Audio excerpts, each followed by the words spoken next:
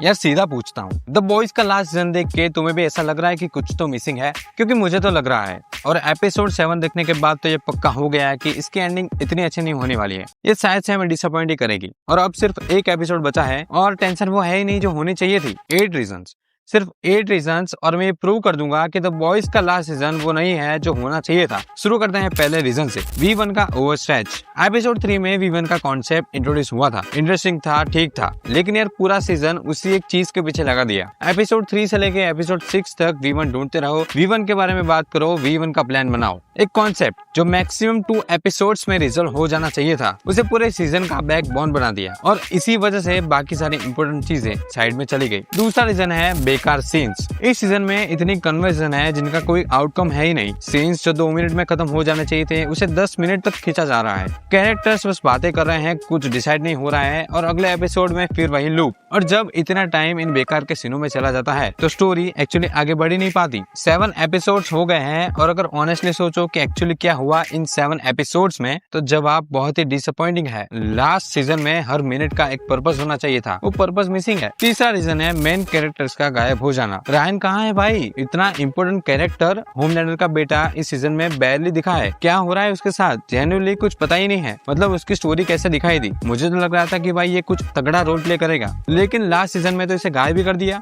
उसके बाद sister says, दुनिया की सबसे इंटेलिजेंट इंसान, इतनी इंटरेस्टिंग कैरेक्टर थी, उसके इंटेलिजेंस का कुछ एक्चुअली यूज ही नहीं किया, ऑलमोस्ट जीरो। वो पूरी डायनेमिक चेंज कर सकती थी, लेकिन उसे तो भाई क्या बताए। और फिर टेरर एक एपिसोड में आया, इंपोर्टेंट लगा था, लेकिन दूसरे एपिसोड में वो भी गायब। देन डीप, ऑनेस्टली समझ नहीं आता कि भाई वो इस सीजन में है क्यों। एक भी सीन है जहाँ पे लगाओ कि हाँ भाई डीप जरूरी है। और इंस्टा के रील में लोग जो बोले हैं कि भाई डीप कोई बहुत ही बड़ा रोल प्ले करेगा, मुझे तो नहीं लग रहा भाई। इतने सारे कैरेक्टर्स, किसी को भी प्रॉपर टाइम नहीं मिला। लास्ट सीजन में ये बिल्कुल भी नहीं होना चाहिए था। चौथा रीजन है कि बूचर को एकदम नॉर्मल बना दिया है। यार पूरे सीरीज में बूचर एक ऐसा कैरेक्टर था जिसपे तुम कभी भी फुली ट्रस्ट नहीं कर सकते हो। डेंजरस था, स्मार्ट था, और अनप्रेडिक्टेबल था। हर सीजन में उसके पास एक सॉलिड प्लान होता था। और सीजन 4 के एंडिंग में एक्सपेक्टेशन सेट की थी कि भाई पहले तो बूचर के पास पावर नहीं थी, और अब तो उसके पास पावर आ गई है, तो सीजन 5 में तो बूचर और भी टेरिफाइंग होगा। लेकिन इस सीजन में क्या मिला? एक नॉर्मल सा बंदा, ना कोई आइकॉनिक प्लान, ना कोई टेरिफाइंग मूवमेंट, और ना ही पावर्स का ढंग से इस्तेमाल। जब तुम्हारा स्ट्रॉन्गेस्ट कैरेक्टर फ्लैट फील करे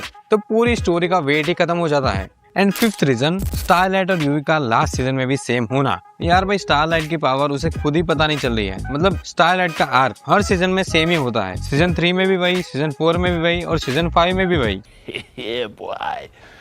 सबसे ज्यादा ओवर हाइप्ड सूप मुझे कोई लगा हो तो वो यही है। और भाई यूवी का सीन, इन दोनों की बस लव स्टोरी दिखा रहे हैं। इन दोनों का जब भी मूवमेंट आता है मुझे कैसा लग रहा है कि क्या दिखा रहे हैं भाई, क्यों दिखा रहे हैं? सच बताओ, इन दोनों की मूवमेंट्स, मतलब इन दोनों की बातें और इन दोनों के पूरा जो सीन है, वो कब तुम्हें ऐसा लगा हो कि हाँ भाई जनरली अच्छा है? माना सीजन 1 से लेकर सीजन 4 तक तो ठीक था, लेकिन लास्ट सीजन में भी वही सेम चीज सीजन 3 में थी, सीजन 4 में थी, और अब सीजन 5 में भी। और स्टारलाइट की पावर मुझे समझ ही नहीं आता है कि भाई उस कैरेक्टर को इतना इम्पोर्टेंट क्यों माना जा रहा है। अगर वो आए, आपको कुछ नहीं करना है, बस बिजली काट देनी है, वो कुछ नहीं कर पाएगी। ये दोनों शोज के मेन कैरेक्टर हैं और दोनों ही फ्लैट फील होते हैं। और उसके बाद सिक्स्थ रीजन, फ्रेंची की डेथ ने कुछ फील नहीं कराया। एपिसोड 7 में फ्रेंची मर गया, मैं चुप रहा, कुछ भी फील नहीं हुआ अंदर से। और ये मेरी प्रॉब्लम नहीं है, शायद से काफी लोगों को ऐसा फील हुआ होगा मेरे जैसा ही। और एक्चुअली शो का फेलियर है। फ्रेंची सीजन 1 से था, इतने सीजन की जर्नी थी उसकी, और जीरो इमोशनल इम्पैक्ट, क्योंकि शो ने सीजन 4 और सीजन 5 में उसकी और किमिको की लव स्टोरी तक ही रिड्यूस रखा था उसे। कंपेयर करो 8 एंड की डेथ से, एपिसोड 1 में हुई थी, आंख भर आई थी भाई सच में। फ्रेंची की डेथ एपिसोड 7 में आई, लेकिन कुछ भी फील नहीं हुआ।